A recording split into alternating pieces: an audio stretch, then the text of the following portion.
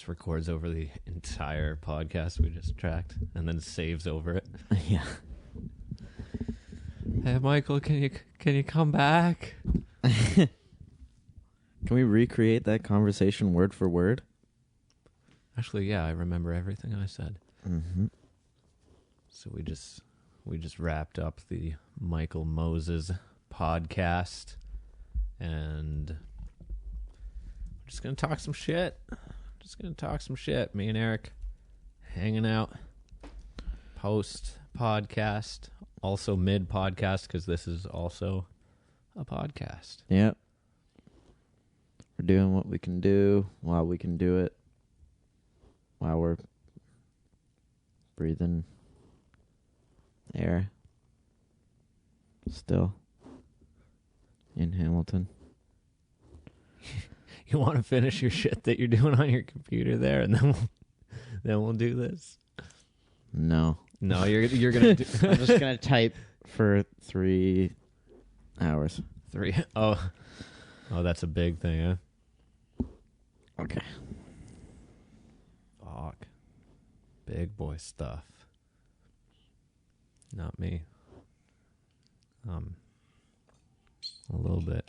I had to be a little bit responsible this week. I always have to be a little bit responsible, you know? But I run a rock band camp every summer, and it's just bonkers, you know? It's a wild, wild ride. 1 week, full days. This time it was 8 kids ranging from 9 to 16 years old. You have to find out their levels of skills and put them into bands that can hopefully be able to perform by the end of the week. And it's a good time. And it's a crazy time because they want to do crazy shit. And you gotta know when to let them, and you gotta know when to bring them in. Yeah, bring them in. You gotta run them too. They might be like, we don't want to be outside, and then you're gonna be like, I'm not your dad. Let's so just play do hoop it. ball. You be need nice. Yeah, you need to be tired enough to obey. Yeah, I'm just a. You don't understand this concept yet, but I'm just another person. So treat me with respect and just do it. Yeah. Complete the task, and then, yeah. Where's that at?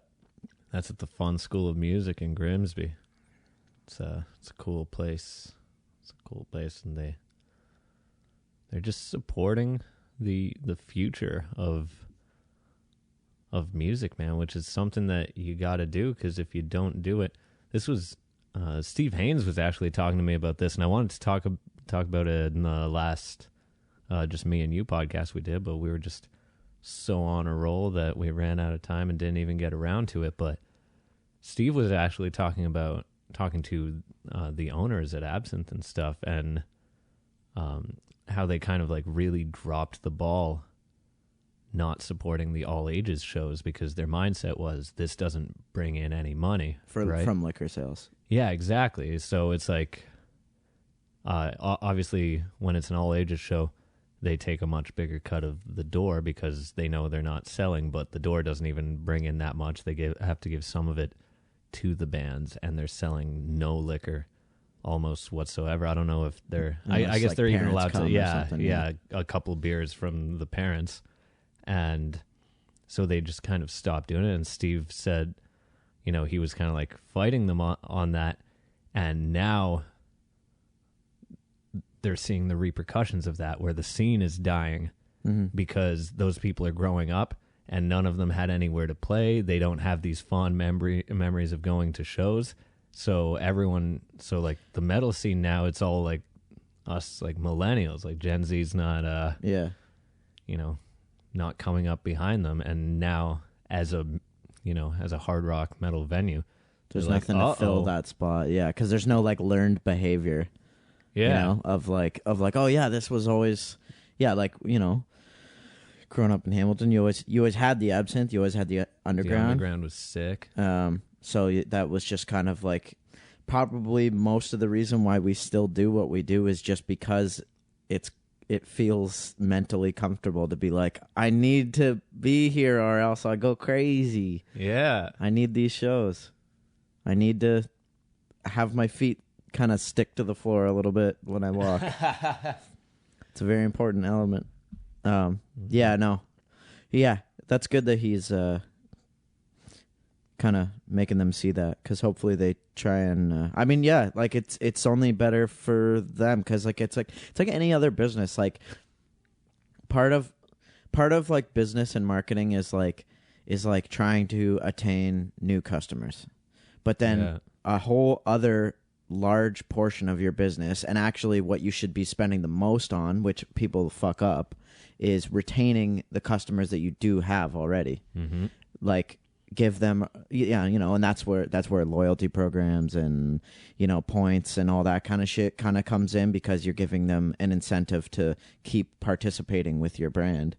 But yeah, like if they don't have that, there's going to be no reason why they'll be there in their 20s and later years and all that stuff. So that's good that he's making them kind of see that, because hopefully it'll inspire them to be like, okay, well, we need to fill up our roster. Yeah, I don't know. And Absinthe has been dead lately. Like usually my, on Facebook, it's like every, pretty much every day of the week there's something going on there. But lately I don't really know of any notable shows that have happened there. Remember the lineup around the corner for Motown every like Wednesday night or Tuesday or whatever it was? Yeah. I'm sure, is that still there? Does most Motown still? I'm sure it's probably one of their key like properties that they still do, but I don't think it's the same thing it was. Like no one's invited. I mean, I don't have the most active. I've kind of sabotaged my social life by not really going out to most things. I think people now know not to, that they don't need to invite me out to stuff with pre-programmed music, dance parties and the such. I always appreciate the invitation, but I feel like I would still be, if Motown was still the thing that it used to be, I'd still be hearing something about it. And you'd always see like the pictures go up on Facebook and stuff, because they had the photo. And that was another thing where, like everyone would see, there was those like pro photographers that would, pro in air quotes, right, would walk around, and they're probably getting paid like $40 or $20 to be there.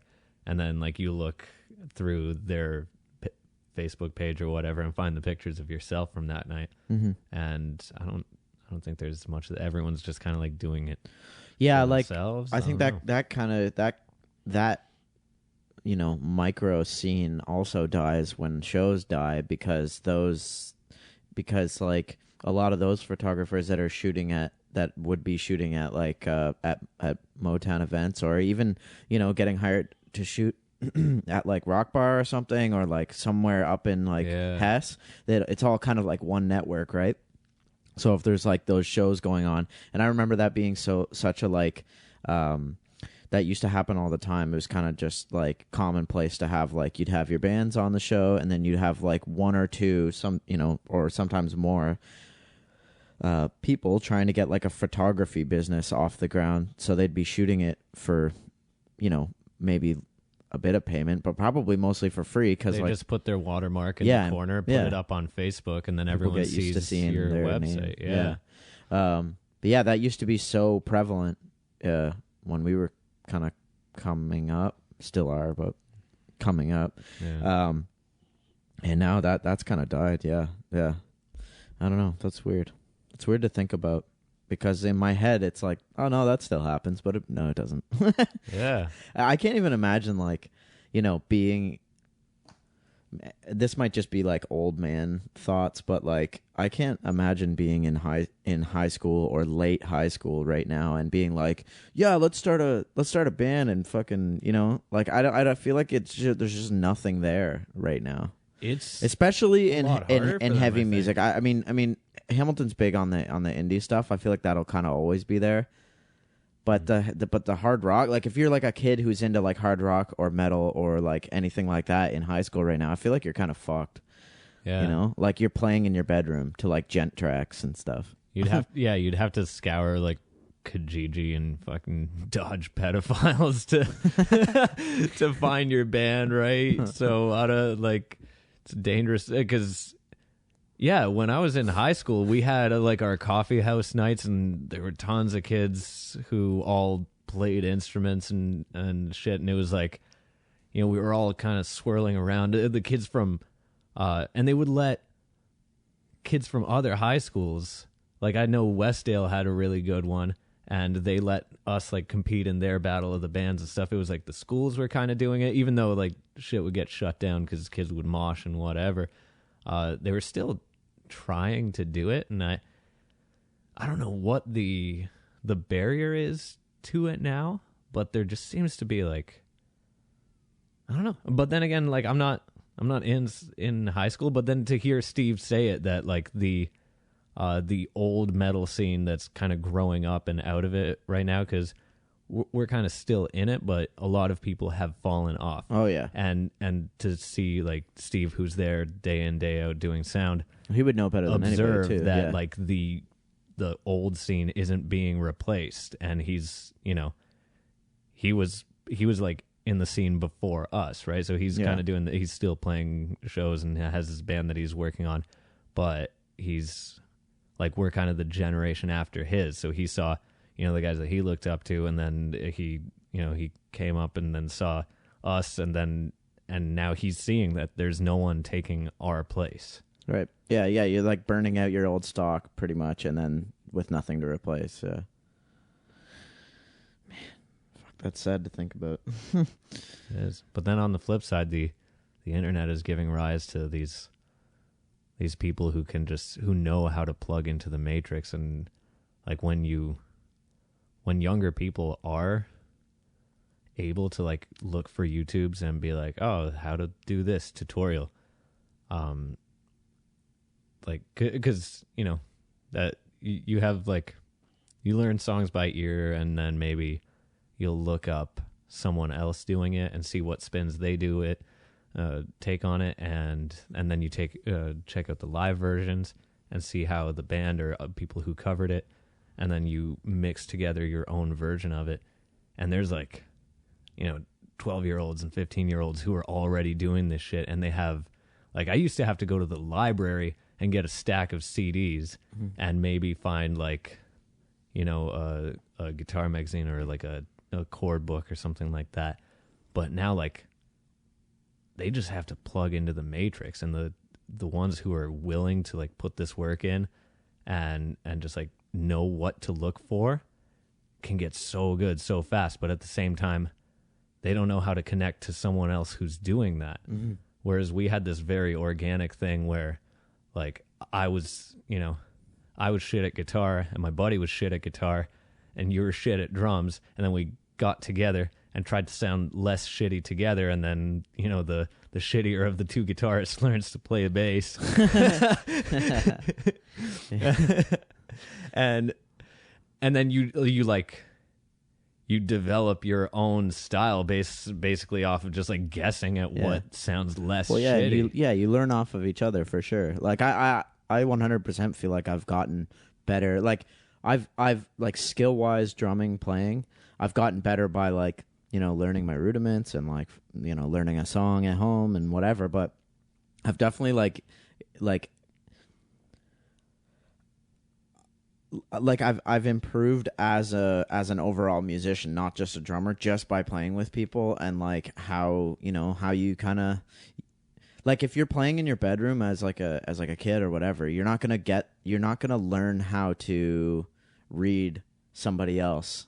If like there's something going on stage, like real world scenarios, like if something fucked up happens, like if fucking, I don't know, somebody loses the beat of the song or whatever, and how to correct those things that happen, you're never going to get like those learnings or whatever. The track is always perfect, and you can just cling on to the track. Yeah. But when you're the source of the time, you're like, oh, I'm the best guy in the band. Yeah. But you don't know how to lift everyone else up, and that's a different skill. Yeah. And you don't know how to handle adrenaline and people looking at you, maybe.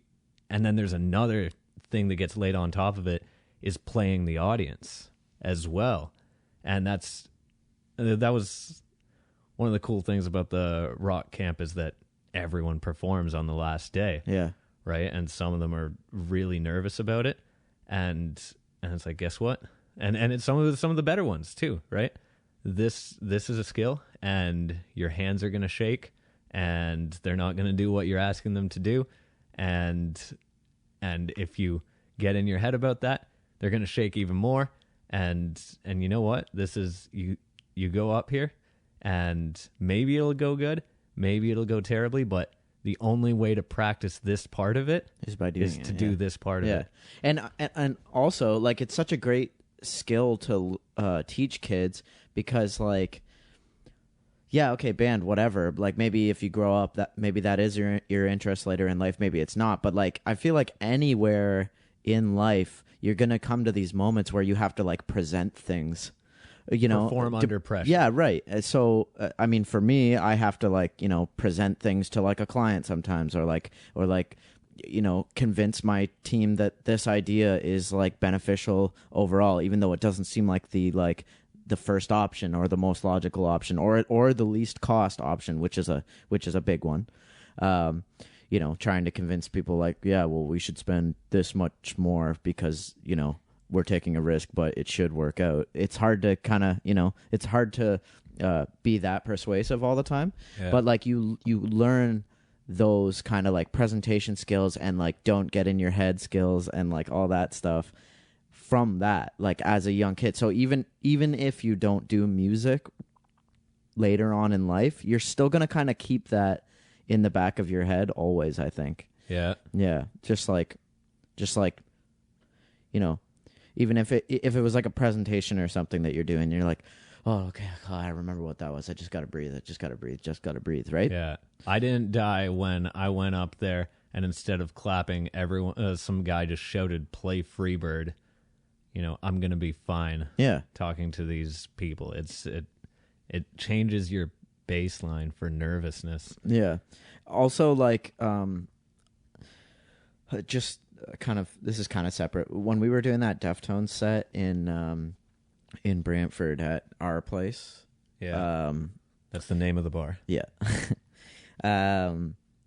We opened with Hexagram, and we fucking butchered, like, the da-da-dun, da-da-dun, da-da-dun, the first one or whatever. And we all got lost, and we knew we were lost, but we kept playing, and we looked at each other, and we kind of, like, were like, where is it? Where's the turnaround? Where's the turnaround? Yeah. Bang, we landed on it. And it was like that, like, I've watched, like, because my brother shot it and whatever, but I remember it specifically during that part, but, like, rewatching it and stuff, I'm like, just all the years of playing, making mistakes, being able to read each other, like, it's just this inaudible conversation that happens. Yeah. And like, that has to reinvest itself into my life externally of music. You know what I mean? Like just things like it, whether it's like a high pressure situation that happens to you in the real world, like even something like kind of crazy or whatever, like something weird in traffic happens to you or something, mm-hmm. You're able to retain your cool and like kind of look at things from like a neutral perspective, because you're like, dude, I've been in front of people like eating my balls or whatever, yeah. On stage, and I was fine then, so I'll be fine now, kind of thing. Yeah, I don't know. I think that it's just kind of like a soft skill that'll transfer into other portions. That was a weird situation because we're learning these, like a full set of Deftones music. Definitely, a lot of the people there to see it they're familiar with the music. It's not our music. We can't be like, well, this is how we do it now. It's like we're paying tribute to something, so it has to be some degree of accuracy. We had like 8 days to learn all of these songs that are relatively complicated. We opened with the most complicated one, and yeah, that experience kicked in, and you put on that poker face, and it's like, okay, we're not lining up on this thing. Let's find that anchor who's on, and it, you can't, you're in it, right? Yeah. And that's the same deal if you start stuttering in a presentation or something like that, or so many instances that have that parallel to that situation. So that's valuable. You like learn how to reboot your mind and be like, get out of it and just look at it like it's the first time through again or whatever. Yeah. Do you think we're just geezers though? Like that we're like that's just our version of it? Or do you think something's replacing that? Because I can't picture what it would be, right? Because there's like... Well, dude, like think about like some young kid who becomes like a DJ or something, and he's got his like fucking... and I'm not disparaging like DJs and whatever. Like one, it looks super fun to just like play all these like bass booms and stuff and just watch like the whole crowd go nuts. I'm not discounting that people love it. I actually even understand why people love that kind of stuff, and there's a reason why that type of music is killing it, and the festivals are bigger than ever, and you know, our type of music is like kind of on the decline. But yeah, like this guy, this kid or whatever, who like wrote all these like EDM jams in like his room or whatever. It's pre-programmed. It's running on a track. And there's nothing wrong with that, but like he's never gonna fuck it up, unless the sound goes out. In which case, it's not his fault. No one's gonna be like, "You fucking idiot! Your Yeah. laptop ran out of batteries." Like they might be, but you know, then you're just there's nothing. You can't think of something quick and pick that up. And even if you do, no one's going to clap for you. They're just like, you should have charged it. You should have brought your charger. Yeah, unless you're on like some crazy psychedelics and you think the faders are backwards, you're not really going to fuck it up. And even then, I don't even think that those things are real half the time. Like they're dicking around with like all the. So many of them have admitted that they're not. They're not even plugged in. They do the probably. one headphone thing and they're dancing a little turning bit. the and they're knobs, and it's really not the front of house guys running this. You know, like. I don't know. It's not even me inside the mouse head. You think, bro, do you know how much money I make? You think I go on tour and wear the mouse head? Fuck you. Yeah. Yeah. I'm at home writing new money. Writing new money. Yeah. Yeah, that's true. You could do that. You could just hire a like even a body like somebody who like has like your shape. Like if you got some dorky fans that like know that they're like, look, I want to make sure that it's him. It's like, well, okay, I'll just hire a body double. He's got the same thighs that I do. So MF Doom does that sometimes. Yeah, I know he does. Yeah. He's had like completely different people like rapping in place of him behind the mask and stuff. Like, yeah. I guess in that way, Freddie Gibbs is better than MF Doom. Then I guess he beats him because he does show up to his own shows. He does, yeah. Well, he just worked himself into a corner. Really, it's MF Doom's smarter. Yeah, that's true. Oh, he's definitely should have worn a mask, Freddie. Yeah, I know. He's definitely like 1,000%. I would say his lyrics are inarguably better. Like in terms of like old mentality rap skills, he's got like he's just like similes and like just comparisons to stuff and references and all that kind of shit. Like Freddie Gibbs raps about one thing, does it really well, but one thing only. And MF Doom has like all these crazy references that you're like, dude, how long do you spend on the internet writing this shit? Yeah. Oh fuck. There's this one really on the Czarface album. There's this one really deep boxing reference that he makes that's just like, this is for such a small percentage of people, and the ones who get it are just like, yes. And that, because it still sounds good. You're just keeping the flow going, and, you know, when it goes over someone's head, even certain things like, you know, the Childish Gambino album, Because the Internet, there's... I've listened to that so many times, and so many like just new things line up. You're like, oh my god, he made this connection. I didn't even realize it on the first 10 listens. Yeah, new layers and shit. Yeah, that's crazy, man. Oh, they got to spend so much time writing that stuff, or you know. No, actually, I would say probably Childish Gambino definitely writes his own stuff. I would say that for sure. Oh, he's he's a genius writer. Musically, a little bit. Redbone got a lot of praise, which I feel, from a tastemaker's perspective, is really good.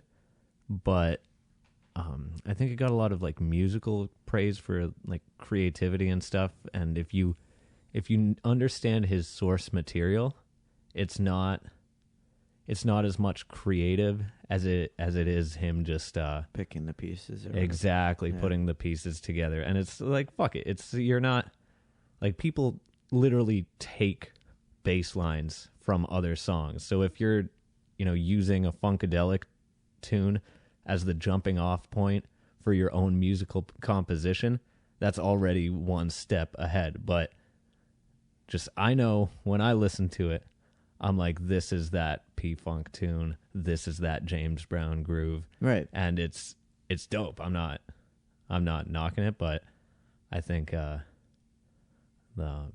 because the internet and Kawhi don't get as much praise, they get overshadowed by Redbone. Because Redbone's this like cool soul album and no one expected it. Yeah. There's definitely... Is it even called... No, it's called Awake My Love or something like that? What's that? It's that album that Redbone's off of. I just realized it's not called Redbone, is it? I'm not sure. But there's definitely something... Whatever, you don't have There's to look definitely it up. something to be said about, like, just using other... Like, I'm good with remixes.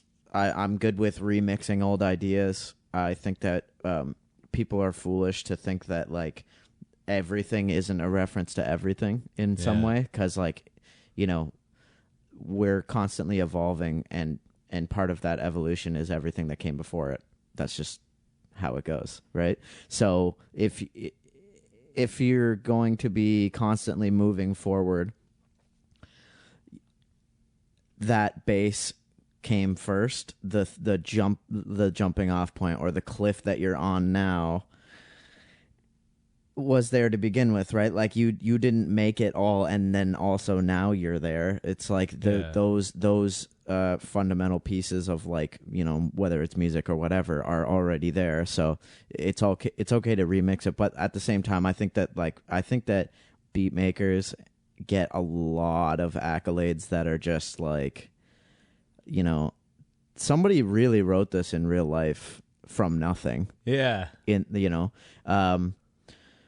Not to say that like Madlib is a crazy good beat maker in terms of, like, just finding the most random tunes and, like, using a little half-second snip in this, lands in this, and then that's kind of like a different part of the hook and everything, even if it's like dropped in within, like, a larger bass clip of, like, a different thing. Yeah. And I know, like, I've never made beats like that. I don't know how that works, but I can only imagine how complicated it is, especially on that level. Like, if you're at his level doing it, and, like, the amount of layers that are... Well, Madlib's Instagram posts are just, like, clearing samples. Even just the behind the scenes of, like, finding the person who's, like, the rights holder for this snippet of audio that you want to make your song with, right? And making sure that you're not going to get fucked for using it, right?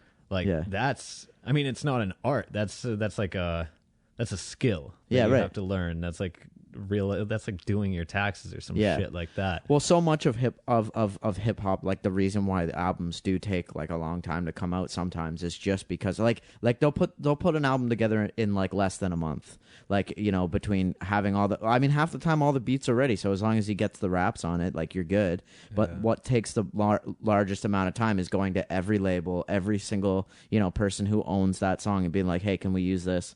And paying them the right amount, or saying, can we use it for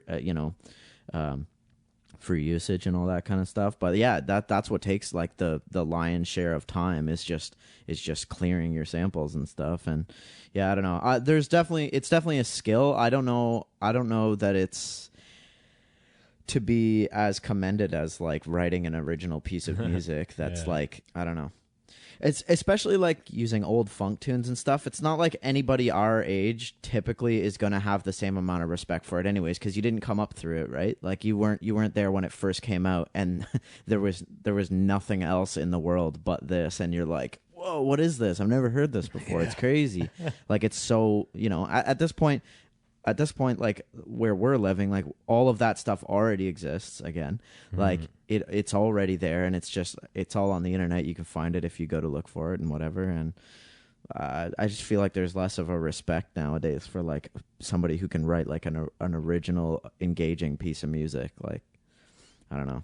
It's hard too, because everything's kind of been done already in a way. But then sometimes somebody will come along and they'll do something that hadn't happened before, and it's like, well, what the fuck is this? Like I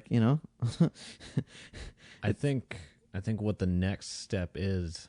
I was talking about this with my friend Simon, and it did turn into like a 45-minute long spiel from me. So I'm going to try to keep it to the bullet points, but I do think this is worth mentioning, how there's like people who just kind of mark the beginning of a new era. I think when Alex, both Alex and Kelly were here, we were talking about Bach and how he just kind of like cemented the rules of harmony and counterpoint and stuff. Mm-hmm. And it's just like, this is how we do things now. And then I think, in all honesty, some of like the jazz guys like Miles Davis and Bill Evans started bringing about this new harmony in which we bleed out into the scale a lot. So Bach was working within these very tight parameters of things that, if you look at it on a mathematical level of how the overtones line up and basically rub your ears the right way or the wrong way, it's very correct, right? And then these jazz guys started really kind of, instead of playing these triads and seventh chords, playing these like big extensions with like the triad in the low register of the music, and then almost like the rest of the scale just fluttering up top. And instead of just having these really clear changes, you would drift in and out of modalities and shit. And that's kind of like the new sound, and you hear pop music catching up to it. Bieber and Drake are starting to, take some of these like modal sounds, and, the masses, in air quotes, are starting to get hip to that. Not that everyone wasn't hip to Miles Davis when he was the shit, right? Right. But, and for me, I think the next evolution is microtonal music, because it's really, it's a weird sound, and people definitely aren't ready for it. But what it's doing is, when you get a chord, like I mentioned, that interplay between notes, mm-hmm. In fact, the Well-Tempered Clavier over there, that book, that's Bach's exploration of when they laid out the piano, because the keyboard, when it was initially designed, was in the key of C, and all of the intervals were perfect within that key, right? So the ratio of the note C to its fifth G was like perfectly lined up. But then when you go outside of the key of C, it starts that interval of the fifth started to go out of tune. Right. So when they made the well-tempered system, they made everything equally out of tune. So everything's just, in our understanding of music right now as it is, everything is just within the octaves, a little bit out of tune, so that every instrument can play within a key. So what some really advanced musicians are starting to do now, and what barbershop quartets, because you intuitively do this with your voice, this kind of tuning, have always been doing, that's starting to come up. And you'll see people with like microtonal guitars where you literally have to tune the frets to the piece that you're playing. so that all of the intervals are these perfect frequency ratios again. And I think as that comes up, and also it's the really advanced musicians kind of go over certain people's heads. It's not until someone like Elvis Presley or, you know, Johnny Cash can like boil it down to its bare essentials and just hit you with this like, you know, 4-chord pop song, right? So I think we're waiting for that, you know, we're waiting for the Bach of microtonal music, and then we're waiting for the Elvis of that style. And then we're going to be in this new era where all the musicians either have to sink or swim in this. But I don't know if like that's going to change everything if we get there, right? Where if and you can do it with electronic music too a lot easier. It's still kind of complicated, right? Because you have to program the out of tuneness, but obviously they can create systems that will eventually, I think, do this more automatically. And then once the average person prefers the sound of that versus the slightly out of tune version that we have, then that's going to be a whole new can of worms. Either you're going to have to be like a fucking super genius, you know, to play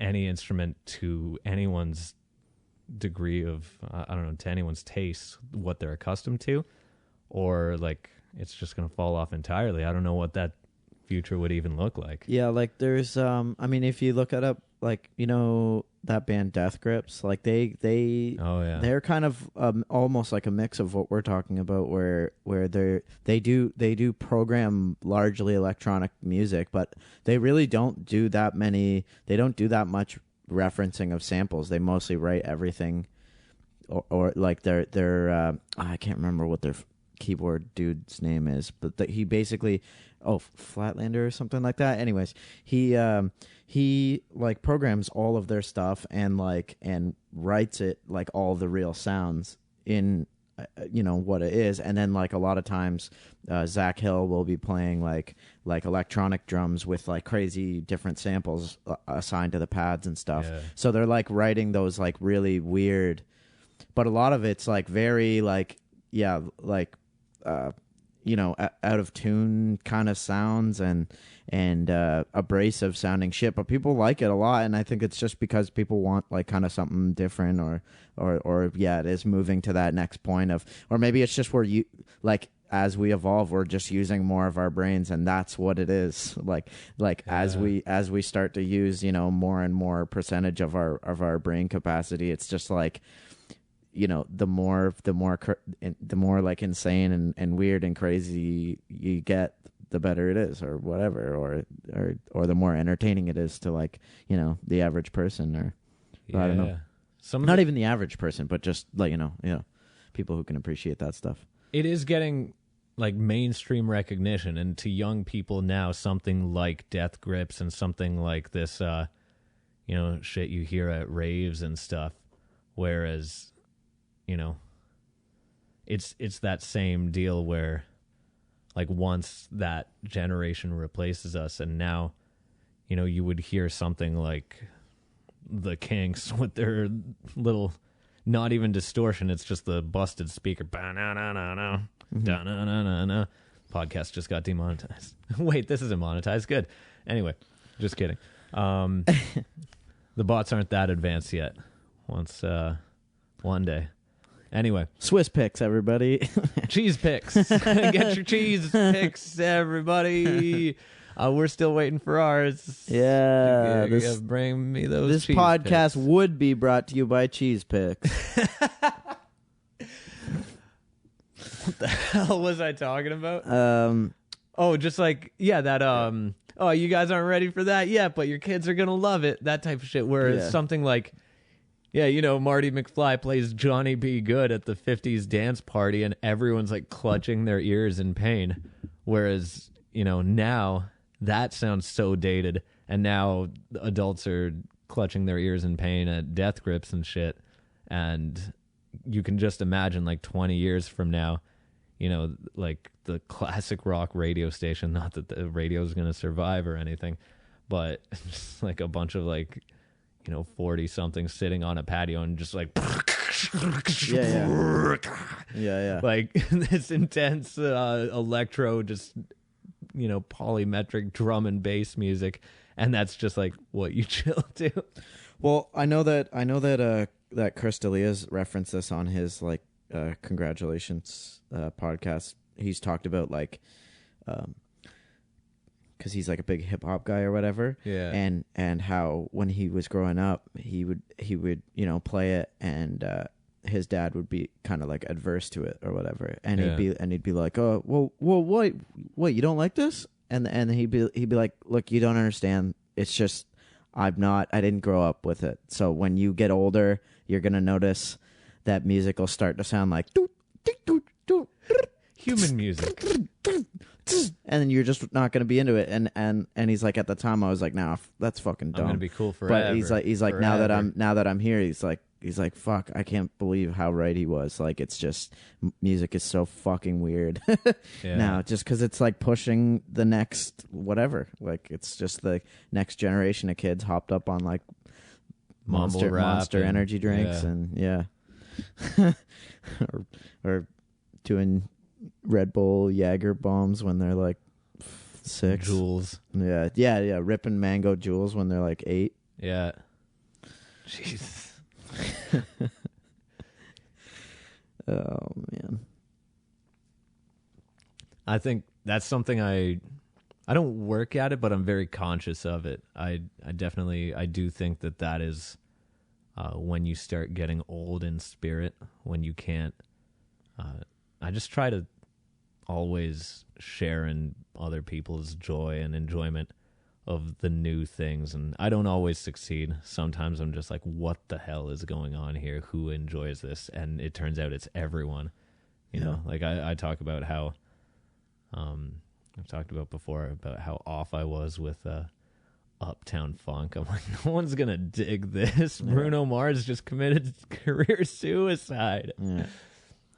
What? Boom, just biggest song. you know what I am into though, that a lot of people are hating on. Someone rolled my eyes at me, or they didn't roll my eyes for me. That'd be fucking crazy. I'm just like, hey, you like this song? And they're like, and I'm like, oh god, my eyes! Stop grabbing them! It hurts Stop so rolling much. my eyes! No, they rolled their own eyes when I said something about Old Town Road, because it just beat that record. I think Jason Mraz had it for a little while with I'm Yours, and then I think it might have even been Uptown Funk that overtook it, and now Old Town Road is like the longest #1 charting hit song of all time. And it wasn't I haven't heard that song. Really? No. Oh, cool. You know what? Let's we'll cut this part out. Okay, we'll continue this piece of the conversation after we listen. Yeah, to we it. don't have to start. We'll just cut this out later. Oh, okay. But I'll just pull it up so that you can hear it. And just get a feel for what we're talking about. I don't know too much about it. I think it might be like Billy Ray. I don't know if Billy Ray Cyrus. I think that's right. On it, or he's sampled. Yeah, but yeah, the artist is called Lil Nas X. So depending on how much of that we just cut out, Eric just got a load of, and I think I just listened to the most of Old Town Road that I've heard, because I didn't know that much about it, but I defend it. And first of all, the fact that first verse rhymes Porsche with Porsche, killer. Love it. Exactly. That's just such a big F you to songwriters. And all right, tangent. When people say X like doesn't even rhyme as a reason for lyrics not being good, I write you off. Your opinions instantly. I don't. Wow. Yeah. Like, first off, War Pigs. Masses and Masses. Like, great fucking song. Yeah. Great lyrics. Yeah. Doesn't rhyme there. Different words, actually. Oh, is it? Well, because it's black masses, so that's like a group of like a collection, like a church mass, right? So I mean, same spelling, same. They're synonyms, homonyms.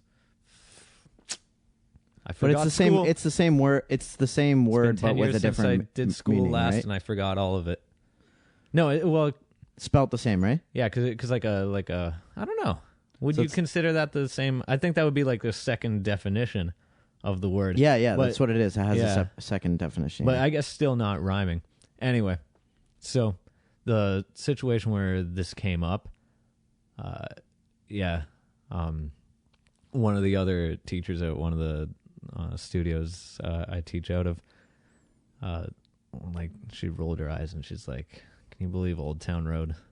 Because it's a ridiculous song, and she told me about the record, and I was aware of that as well. I'd heard that earlier, and I was just like, good. And she's like, "You like that song?" And I'm like, "Nope." But country music fans piss me off, and they did this to themselves because it got to the #1 American country music hits. Yeah. And everyone was pissed because it was because they're like, this is a gay black hip hop artist, and he's taking up the #1 spot. You know what? Pop country isn't country. Those people don't ride tractors. Those people don't have horses. They don't even have that accent. Yeah, no, they put that shit on. Yeah, and it's like, so country music has not been country for so long. These people are just butthurt that this guy is different than them. So they fucking bumped him off the charts, and now he's #1 in the world over everything. Yeah. So fuck all those people. Yeah, straight up. Yeah, man, this guy isn't singing.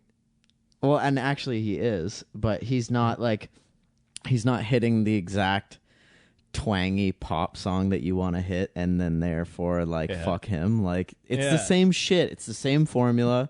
It's just as good, probably better than half the fucking country songs. Like, anyways. Is he less country than Taylor Swift, whose parents are billionaires? Yeah.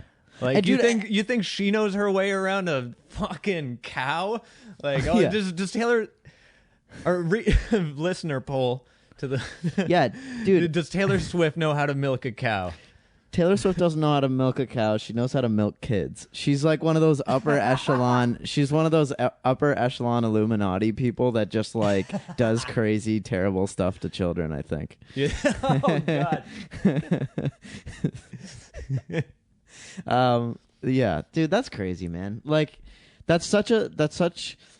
Yeah, but yeah, good for him, because that's such just like an expose on how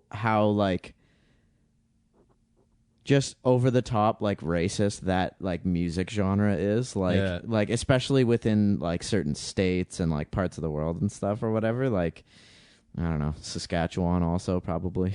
And Billy Ray Cyrus is on it. How the fuck does the guy who wrote Honky Tonk Woman being on your track not already wait, is that the Rolling Stones? What did he's now I don't know. It was something else Honky Tonk, wasn't it? Now I gotta find this. Billy Ray Cyrus. Achy Breaky Heart. Achy Breaky Heart. Yeah, I knew it was rhymey something or other. Yeah. Rhymey twang. Yeah. If you wrote Achy Breaky Heart, anything you touch is country. Yeah. That's the Midas touch of country. Right, yeah. Writing Achy Breaky Heart is the Midas touch of country music. It's like, hey, your entree's here. Good. Can you feed it to me? Yeah. And it's like, well, can you feed your? No, if I touch it, it'll become a country song, and I won't be able to eat it anymore. Okay, Billy Ray Cyrus, we understand. We'll feed it to you. You go in, you walk in, you're Billy Ray Cyrus, you walk into a vegan death metal cafe. The second you step in the door, they go from to everyone already knows how to line dance. Yeah. They're all, with their chain wallets jingling around in place of the spurs on the back of the boots. It's just jangly chain wallets.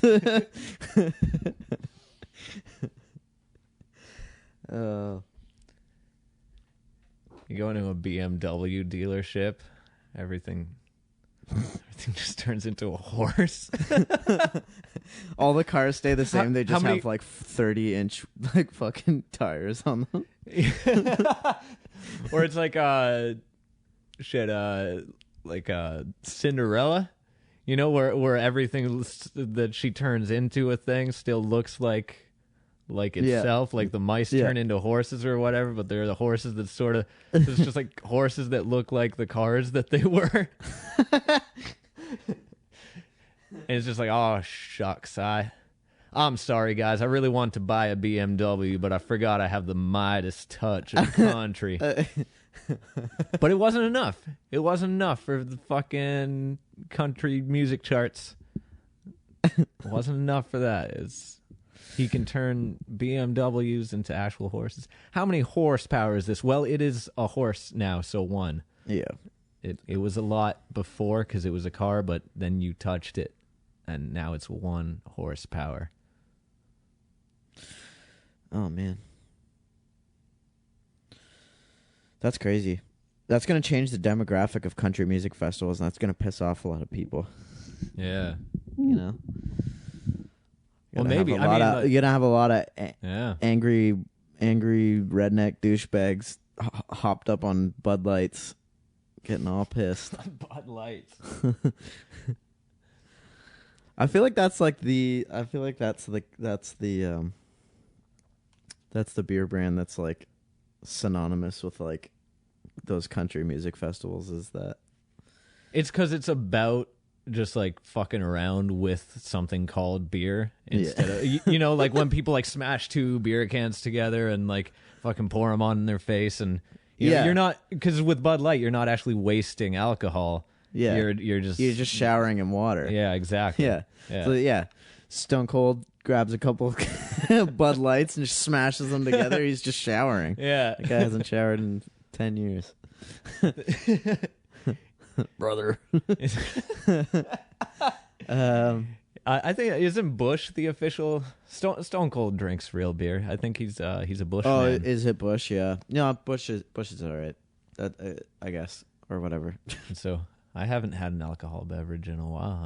I'm over it. Yeah, I have. Yeah. Yeah. I don't know. Did you have a fun juice last night? Oh, I did have one.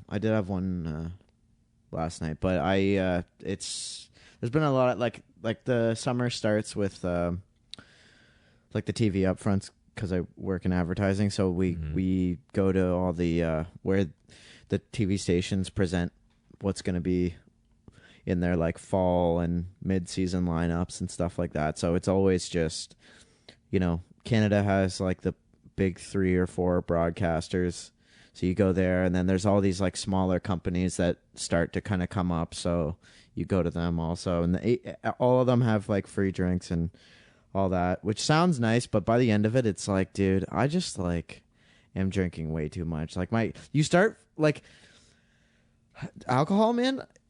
If you continuously drink it like often, I feel like my brain just gets so like, for lack of a better term, like waterlogged. Like I feel like my head stops like working. I start getting like confused easier, you know, and like, yeah, you really get like used to like the amount of alcohol that you're intaking. And if you kind of not even wane off it, but like if you take like a cold turkey, like even unintentionally, like, you know, you interrupt that constant flow in it, like it kind of fucks you up. Like you'll kind of have that like hardcore craving for it. And it's like, even if you don't want it, even if you're like telling yourself like, no, I don't want one, it's like, it's still kind of like sitting in there for a bit.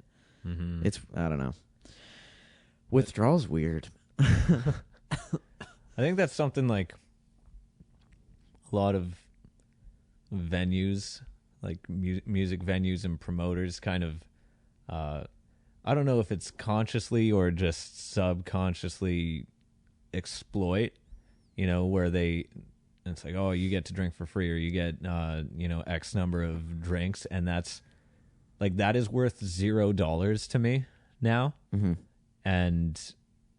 And it bothers me that it's like considered payment. And I'm not bashing you're saying it. like if you're playing a show, the free drink tickets and shit. Yeah.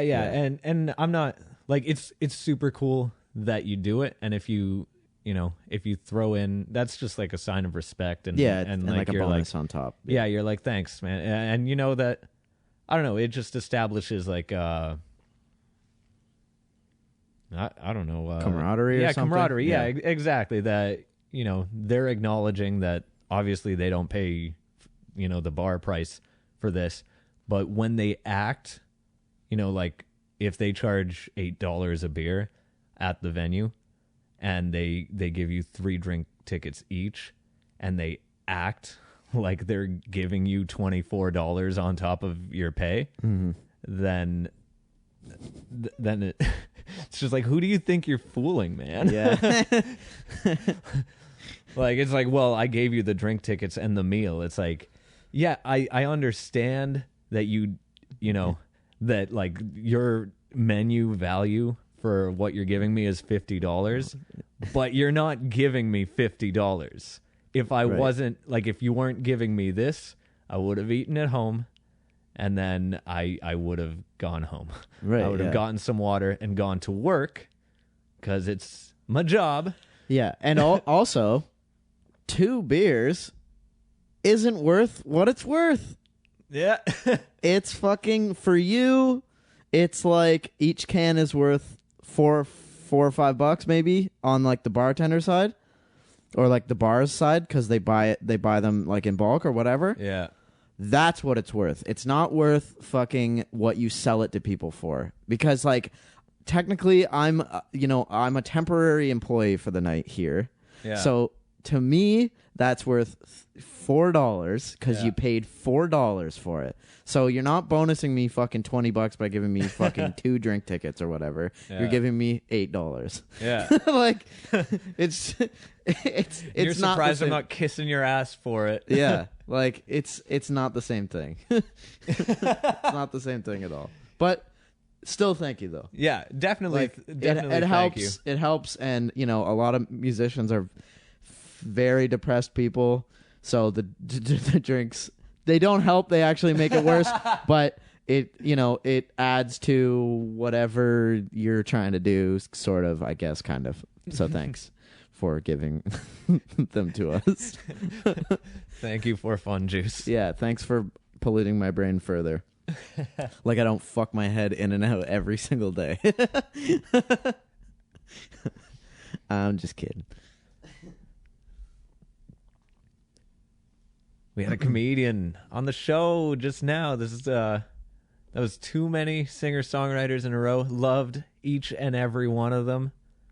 Dude, we should get more comedians on, only because they know how to fucking talk, man. Yeah. Sometimes like I love all the musical guests. They're all super nice, very friendly, but like comedians know how to keep that conversation going. I found like it was just like, I don't even think you really need to, like, you would edit too much out of that, just because it's like, such like a free flowing conversation. Knows how to joke, knows how to take it serious. I don't know. Yeah, I thought it was great. It was a really good podcast. Super cool dude. Check him out, Michael Moses. Mm-hmm. If you're listening to this one and you didn't hear that one, go back and listen to it. And if you're not going to do that, you can follow him on Instagram at _ Michael Moses _ Michael Moses with the _ sandwiches. Or add him as a Facebook friend. He won't mind. He wants it. Yeah. It's not creepy. Just add Michael Moses on Facebook. Get in before he starts getting to the point where he's famous and he can start cutting off the excess people, so that it looks like people followed him instead of he followed back, which is an important thing these days.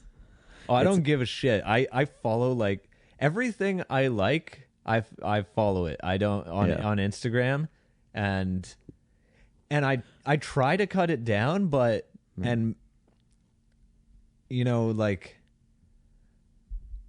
because I don't know. I guess it's like a bad look following like 2,100 or however many three times as many as follow me. Sure, but I like my feed. I love my constant mainline. Yeah, I just mean like from like a from like a vapid social media perspective, for some reason it's better to look. Yeah. It's better to look like more people follow you than you follow. Like for people who are like kind of shallow or whatever, that's like an indicator of like, oh, this person's doing well, because they more people are interested in them than they are interested in other things, which is so fucking stupid. And I should know this from following so many accounts that it's not a real correlation, but I'll do the same thing where I'll look at a page and I'll be like, whoa, they have 3,000 likes, and then they'll follow 7,000 accounts or something, and I'm like, oh, it's just follow backs, but I don't get any fucking follow backs from the accounts I follow, man. Yeah, I don't know. I get like really random. First off, there's so many fucking bots on like Instagram and stuff like that. So you get like the DMs, the like Russian ass models who are like, "Hey, you want do sex for me? Hi, how are you?" It's like, yeah, Natalia, I'm not. Delete. Yeah, it's so weird. Or it'll be like, yeah, you are sexy. Come have fun. Time. Yeah. Clicks this link. Click like, this link. Yeah, why would I? Who does that? who clicks that link? Man, I was talking to somebody at work like the other day, and I was like, why don't people who write spam emails, like trying to extort money out of you, just do a spell check? Like, there's always like one or two terrible fucking grammar errors, or like that word shouldn't be there type shit. And it's like, I get that it's probably because it's like somebody from a foreign country writing in English, but it's like, just do the work so that whatever scheme you're running is actually lucrative. You know what I think it is? And I think sometimes it's actually a bit of a strategy, because that's like the litmus test for if you're dumb enough to follow what's to come. Oh, okay. Right? So if you read the fucking spelling grammar mistake filled paragraph, okay, and you're like, this sounds legit, then they know that they've got something. Yeah, and especially if there's any type of like link on the thing, if you click through it, they probably like register you on like a list of things, and you're gonna get fucking. And you'll probably get spammed with the internet, and you'll probably get spammed by not only email, but like you'll get targeted elsewhere also with different garbage. Oh man, people need to I don't know. It's like you almost you kind of gotta like wear like an internet condom sometimes, and think about like where you're sticking it, because like sometimes like clicking through on one of those, like, those articles that'll have like 400 ads underneath it that are all like these different health things. If you click on those, man, it's really like getting a tick on you or something, or like your dog like picking up fleas. Like that shit will follow you around. And like nowadays, like the targeting is so advanced that like if you clicked on it on your desktop and you walk out of like your house, we got one. They got you on your mobile now though, because you're on the same internet, you're on the same IP. Yeah. Like they can follow you, they can track you, like they pretty much have you down to like a like who you are as a person, just based on like your location and your interests and stuff like that. They can pretty much pinpoint like how old you are, what you're interested in, but like it's crazy, man. It's so creepy. Like, once everyone's on board with Neuralink, those computer viruses, that computer condom, that's going to be a real life shit, Yeah, dude, you're going to look at somebody at like a bar or something, and just by looking at them, that's you clicking through on their link. Yeah, yeah. And now, now that's poisoning your fucking thing. You got to fucking put like horse blinders on when you go out. Oh, totally. It's going to be like, they'll just have like some sort of, everything. You're like, oh, of course I want Elon Musk's new contact lenses that hook up to my Neuralink, and now everything you look at is going to be registered like the Terminator. And then someone just puts this fucking, the Russian ass model on a billboard with a barcode on it. And as soon as your contacts scan the barcode, they're like, oh, this guy's in a Russian ass model. Let's send him all the shit. And you're just sleeping and getting these weird dreams. This guy was stupid enough to look at this ad for 2 seconds. Let's fuck his life up. Yeah. Oh, man. Yeah. You think we're gonna cave? Like once we're not. Do you think once it's on like a consumer level or whatever? Do you think we're the like how there's the old guys who they're just like they stopped at flip phones or whatever, and it's like this is what I'm comfortable with, and I don't need like I don't understand how does it work if it doesn't even have buttons? Yeah. Right? I'm smart, so I don't need to add smart. Yeah, via exactly. a phone. yeah. Do you think? Do you think know. we're gonna make it, or do you think we're gonna cave once everyone's like, oh, you want to make it in the music, you want to promote your shows, you got to get the Neuralink, shove it in your brain, bro. Honestly, at that point, I hope that there's some underground society of people who didn't do it, and they're being like hunted at that point. Probably they're being like, 100%. But those shows are gonna be fucking dope. Yeah. The underground, those are the like Matrix rave. It's gonna scenes. be like caveman shit. Yeah. Like everyone's like, we're in the real world. Everything's visceral. Yeah. You can actually die here. Yeah. But the fader board is still not plugged in for that DJ who's playing that show. But it doesn't matter because at least we're having an organic experience with no fucking Neuralink thing. I don't know. Maybe. Who knows? It's hard to say, man. Like, I like that. Like VR is still kind of. I feel like they're still working out the kinks on it and how to get it to like that consumer price point. Like there's people who have it, but it's expensive, dude. Like there's like the HTC Vive, I think it's called, is like the good one is like fucking, it's like $1,000. It's like I'm not fucking spending that much money, dude, on that thing. But like if it was like $300, I probably would just to say I did, and to try it out.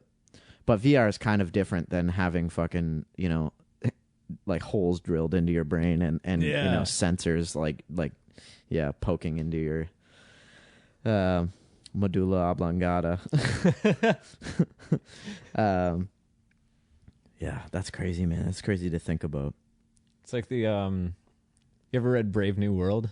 Aldous Huxley? No. They have the Savage Colony, and that's the people who everyone who just wasn't on board with the new system of. It's been a while since I read about it, but it's like all the reproduction is done in like test tubes, and no one raises their kids. Everyone is just brought up in these barracks where the kids grow up, and there's like just like fucking propaganda speaker talking into your ear while you speak the whole time. Right. But the people who weren't on board, they just let them go off into the savage lands. Right. And they're just like, fend for yourselves, like have kids, whatever, don't have technology. Right. And it turned in, so the main character like escapes to one of these tribes, and that's fucked too, because it's, that's like broken off from the natural evolution of things. So now you just have it almost like the left brain and right brain of the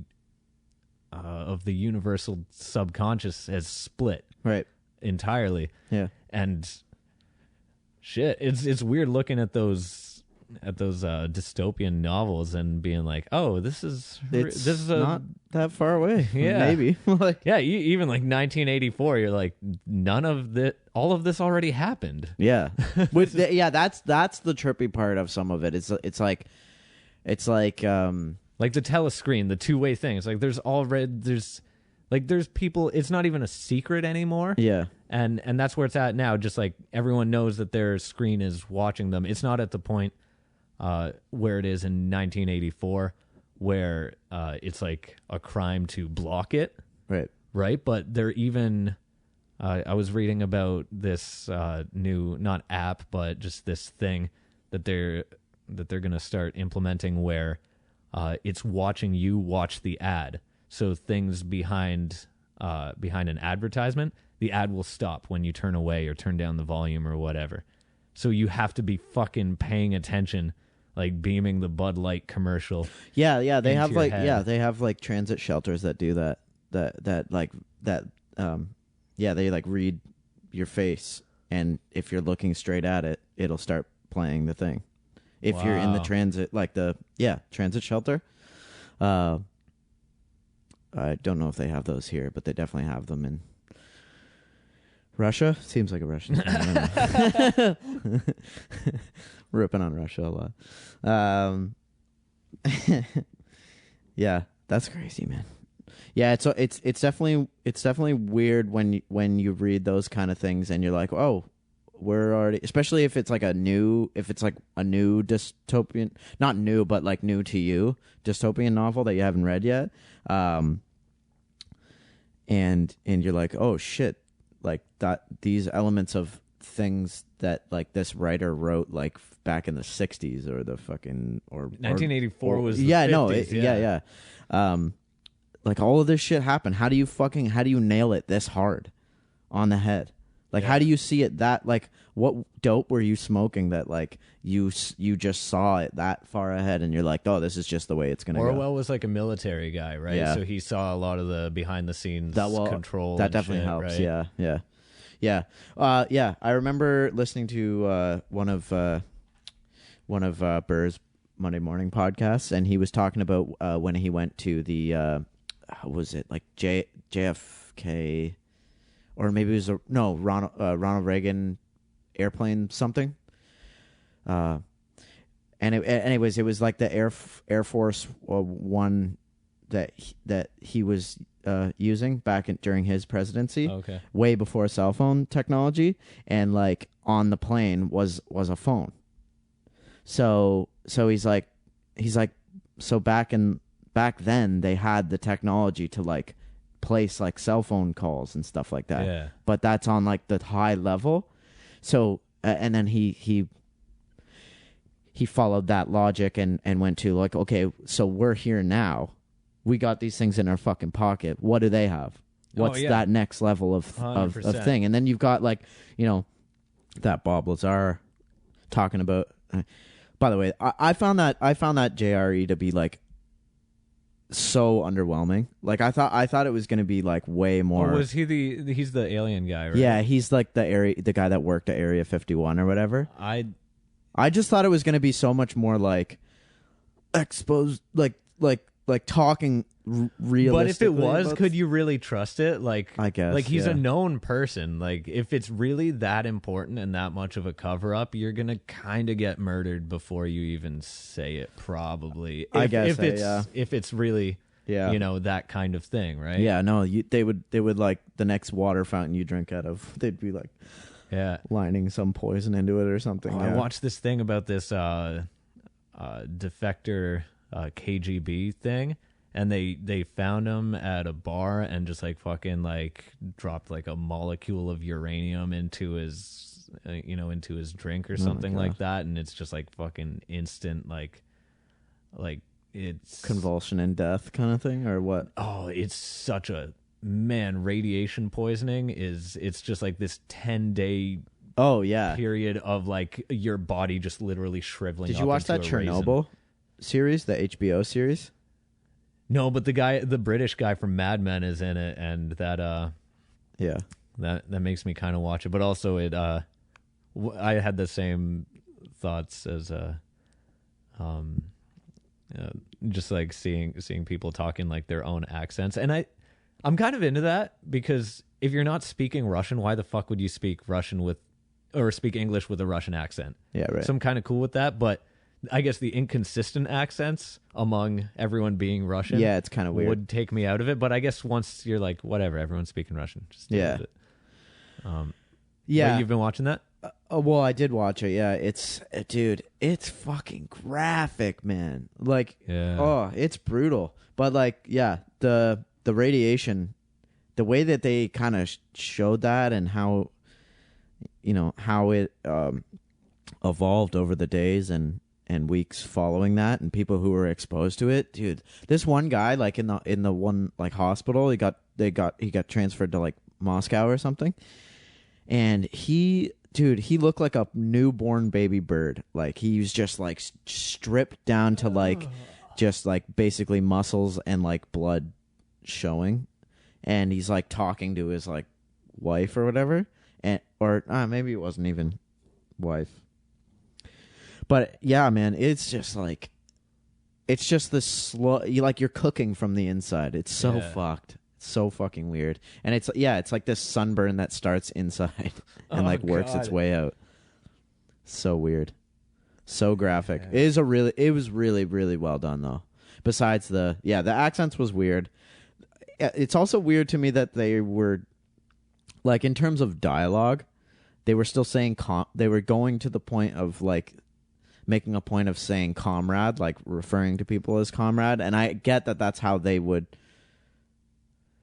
refer to somebody, but it's like if you're already not doing the accent and you're doing regular English speaking accents, we probably refer to things differently just from a translation standpoint. So why don't you just say, like, bud or like pal?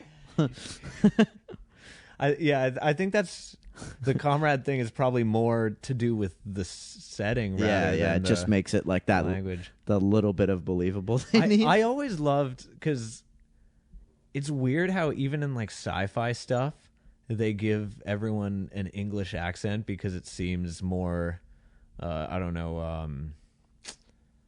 regal or something like that. But I always loved how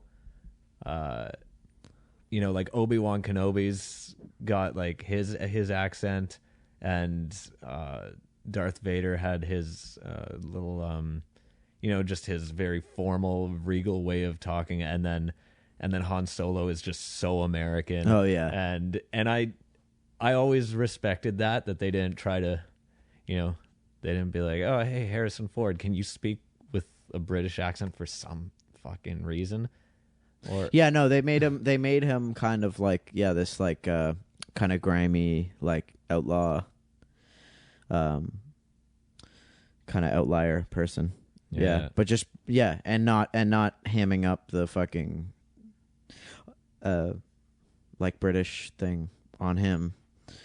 And that definitely did help like make him a believable character, that he's kind of this like because he's not like talking like everybody else there, there, and he's kind of a little more rough around the edges and stuff. Or same with like, I think in The Last Samurai, everyone's speaking like British English, and it's like, what? Just like if you're already changing the language, just have everyone talk like they talk. Yeah.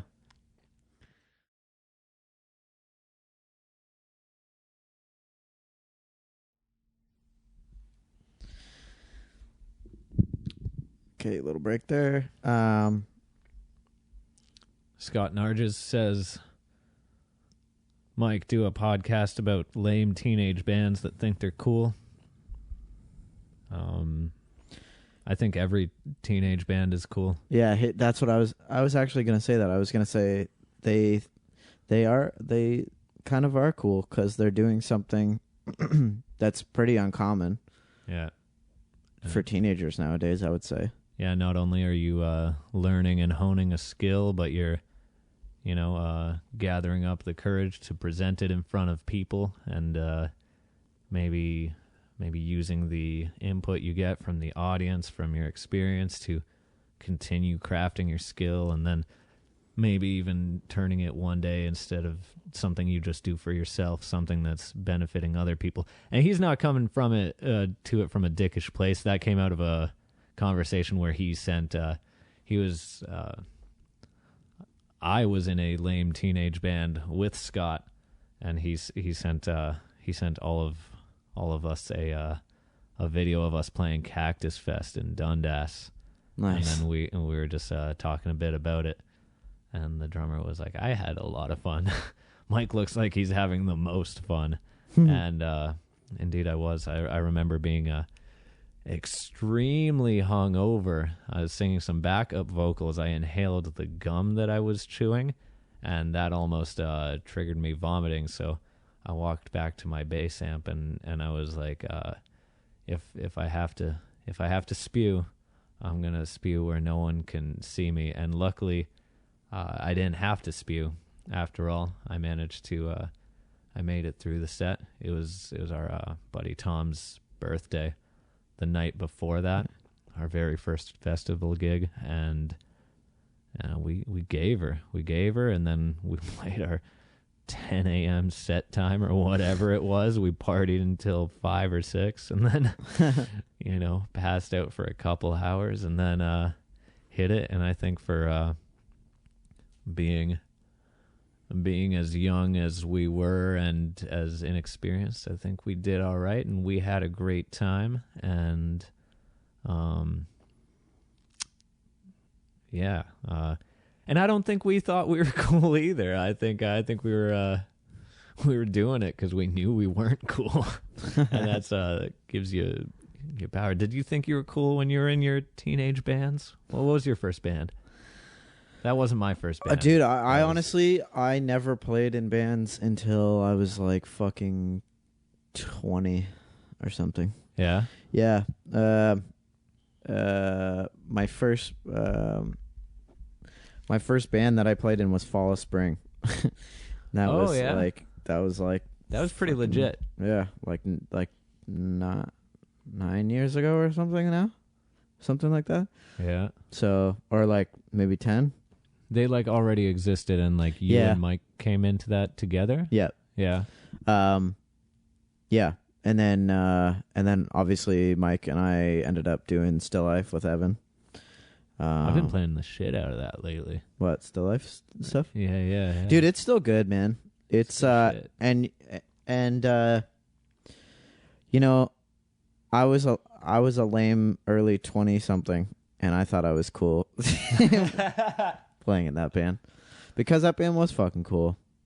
And I don't know, we were writing some kind of different-ish stuff, and it was kind of marrying of influences that normally wouldn't come together, and that's really in my opinion, that's the best kind of music that gets made, and also can be some of the worst music made is when you have like people coming from all different angles and you just throw it together and see what sticks, basically.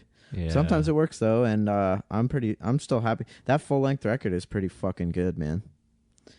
Pretty fucking good. There's a couple really good songs on that. That one with the copper tone, that's like a fucking really good song. The Rain. It's a good tune.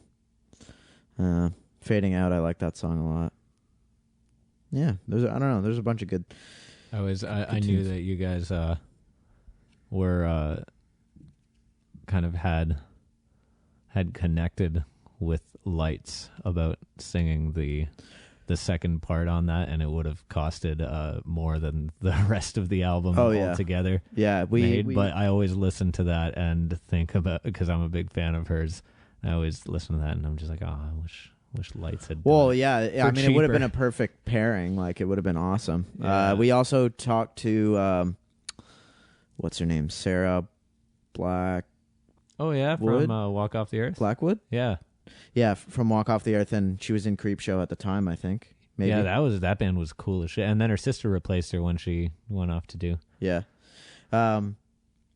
Yeah, so we talked to her too. Also, kind of a price range thing, which I get. Like you gotta pay people for their time. Sometimes it's a little overinflated, but whatever. I'm not, not saying that they're not worth it. But yeah, I don't know. The copper tone really, she did a good job, and basically fit the bill of what we were looking for on that tune. And yeah, I don't know. I think that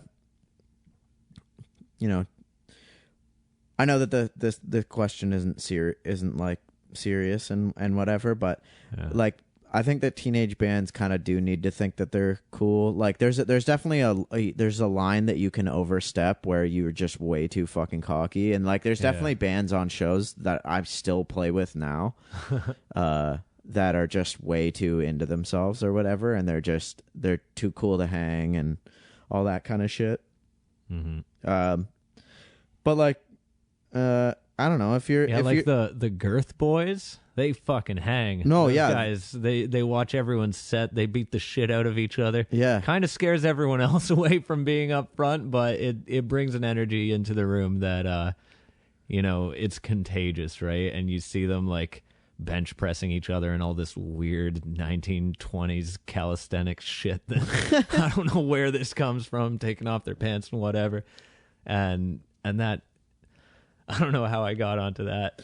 The hang, right? Yeah, like they definitely do. And there's tons of bands that are fucking, they're good people and fucking. But yeah, that's the only point that I would make. The teenage bands should know they're cool, unless they think they're so cool, in which case they should slow their roll, as the kids say. Yeah. Yeah, very young kids saying that. Slow your roll, man. Slow your roll.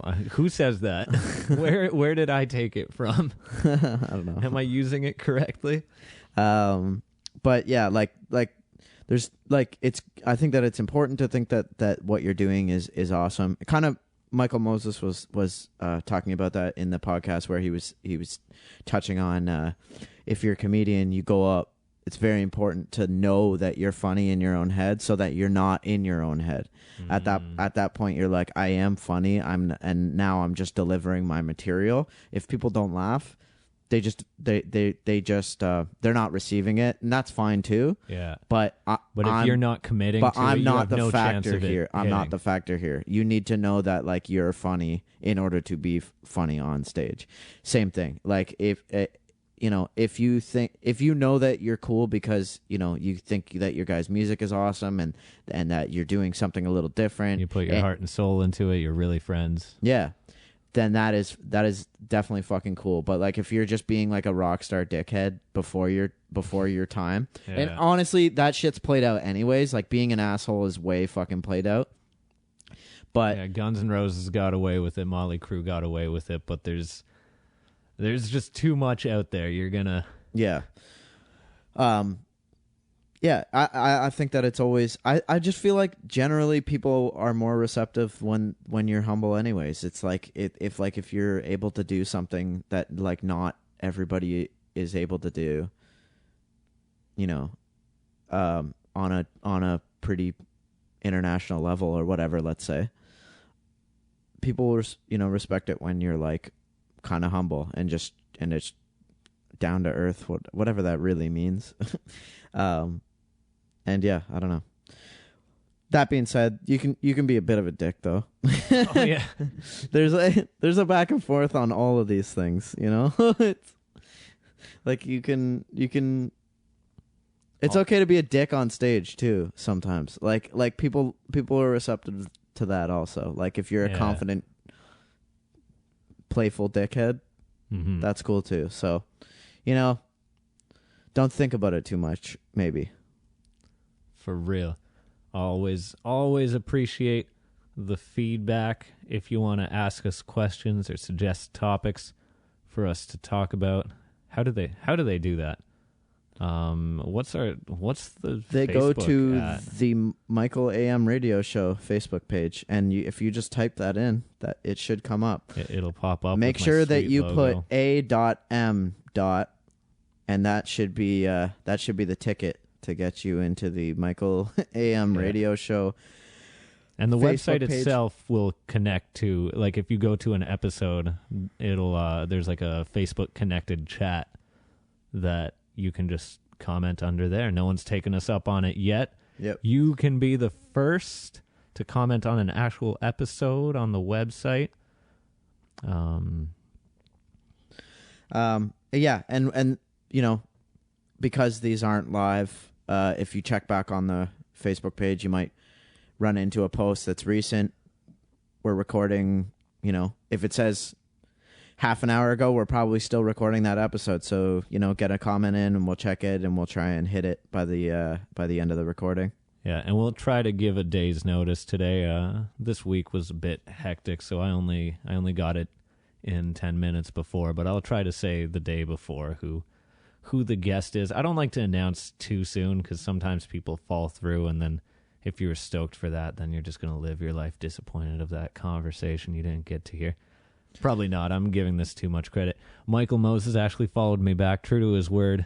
Good man. What an angel. Good man. That's _ Michael Moses _ again on Instagram. Also, you can follow the Michael AM Radio Show on Instagram at the Michael AM Radio Show, all one word. There is precisely one video on the page right now, but there will be more. You think? Yeah. Content coming out. Yeah, we're gonna lay some. I think we're gonna wait until Chris Chambers told me to say content. a bunch in this episode. So did he say it? No. When we were talking to him, I said the word content, and he was like, "Oh." I've been saying hub just based on the reaction that it got from him. You said that's the hub, and you knew. You said it like you knew, and it hurt him. He was just like, "Oh God, yes, it's the hub, sure." Oh, by the way, Chris, you've been dethroned.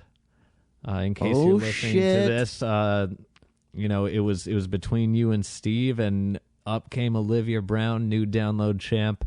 Oh shit! Yeah, exactly. So very nice. Who knows? It might have even changed by the time this comes out. But we should do something. We can't do a belt because the other podcasts are already doing a belt. But we got to think of something to reward our most engaging guests. And maybe right? a vegan baked good. Oh yeah, mail it to them. Yeah, like a tray full of chocolate peanut butter squares. Yeah, something like that. I don't know. We'll think of something. If you have any idea as a listener for what we should do to reward, we'll think of a proper birthday for the show. Either the upload of, what do you think? The upload of the first YouTube video, or from when I started the Libsyn page? What do you think's a better birthday? Have you done on the YouTube yet? No. Or you're still? I took everything off of YouTube, okay. But the first 6 episodes were only to YouTube. Oh, that's right. Yeah. So I took them off of YouTube and then uploaded edited versions because I found there was a lot of fat to trim off of those. Sure. And so Libsyn has all those versions, and I think I'm going to bring everything back to YouTube eventually. I'm not even sure. I don't see. I think I might even just do clips on YouTube. Yeah. Because I would say especially the way they're starting to get with their ads and stuff, and none of our stuff is gonna be monetizable anyway, just because of all the cussing. So I don't know if I'll even fuck with YouTube that heavily outside of just clips that point you towards the website. Yeah, but I mean, other podcasts swear, no? Yeah, but you can I guess based on what you're saying, I guess maybe it won't. It won't. They'll still put advertisements for it, but they won't pay you for them. I don't know how it works. Yeah, that's bullshit. I know. Whatever. Store got demonetized for swearing, or also making people want to jump over buildings. Probably bashing their head off of some pavement. They got demonetized for that. Yeah. Yeah, I would say the Libsyn probably, because that's where it's final. It's getting pushed out to everything. Yeah, I think that's where I really. That's where it starts. Yeah, because the first episode we did the one with Graham, and then I did a few more, and then I stopped for a few months, being like, "What the hell do I even do with this?" But we on a roll now, though. Okay, so yeah, we'll. I'm gonna look that up. Look up what the. Yeah, because you know what, the YouTube is the conception. It was birthed when the Libsyn page came out. So, message us on Facebook or Instagram. What can we think of? How can we coronate our download champions? Peace out. Thank you for listening. Yeah, peace.